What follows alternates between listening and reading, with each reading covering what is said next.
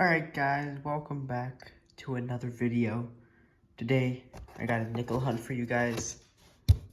We got the nickel coin hunts mat. Thank you, Rob Finds Treasure. Our check for enders already. So let's get right into the hunt. Roll number 4, we're gonna have our first find. It is a 1958 Denver. And on that, we can check for a mid-mark variety, which I don't think I see. So that's our first find of the box. Not in great condition, but that ain't bad. Let's hope we can get some more goodies. In our next roll, guys, we are gonna have our first 40s find. And it is a 1947 Denver. Last coin of roll number 10. I didn't even see it as an ender, but we have a 1947 Philadelphia. Roll number 13, and we have a 1958 Denver, and I also saw, excuse me, wrong spot, and I also saw a bit of an older one right there. Denver mint mark on the back. 1954. I'll go ahead and check 1958 and 1954 both for any errors. And if I don't find anything, I'll bring you guys back in. Roll number 14. And we have ourselves another 50s nickel. A 1959 Denver. Another nickel for the board. Can't get mad at that. Alright guys, roll number 19. And we have a reverse facing us. And I can tell you this is not a 1964 because of the S mint mark. Let me zoom in. S mint mark right there on the side. Those, I think, only 55 and earlier had S mint marks. And the key dates with S mint marks. If it's a 38S or a 39S, it's a key date. Or if it's a 48S, a 49S, or a 51S, it's a semi-key date. So, some good chances at better dates. Let's see what it is in 3, 2, 1. 1953S, and not going to be a better date. But that's funny because I found a 1953S penny in my last penny hunt. I also saw a Denver mint mark right there. Let's see if that's going to be 64 or earlier. In 3, 2, 1. Just a 1964. So I'll put in the pile to check for any errors. Roll number 26, guys. And we are going to have a 1958 Denver. Our third one. And I did see a bit of an older one.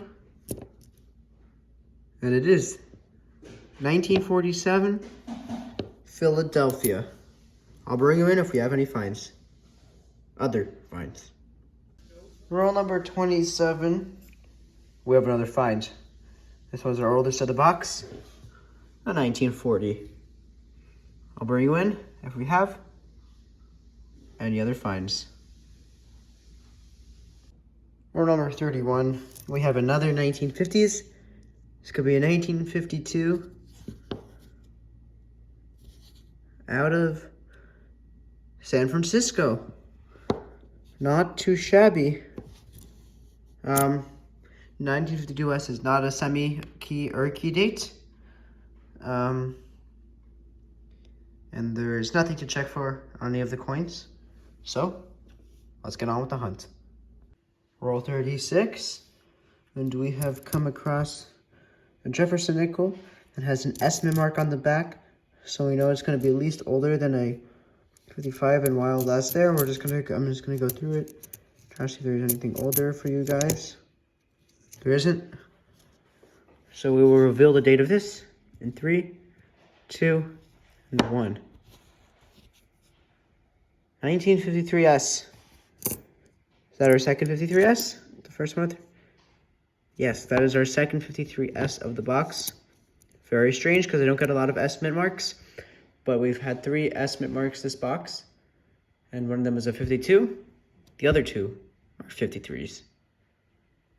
Roll 41, guys. We have a chance at a semi-key date here. We would need a 49S, and I'm holding a 49. Is it a semi-key date? No, it is not. It's just a 49. But I also say 1951.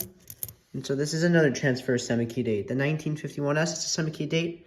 Will it be?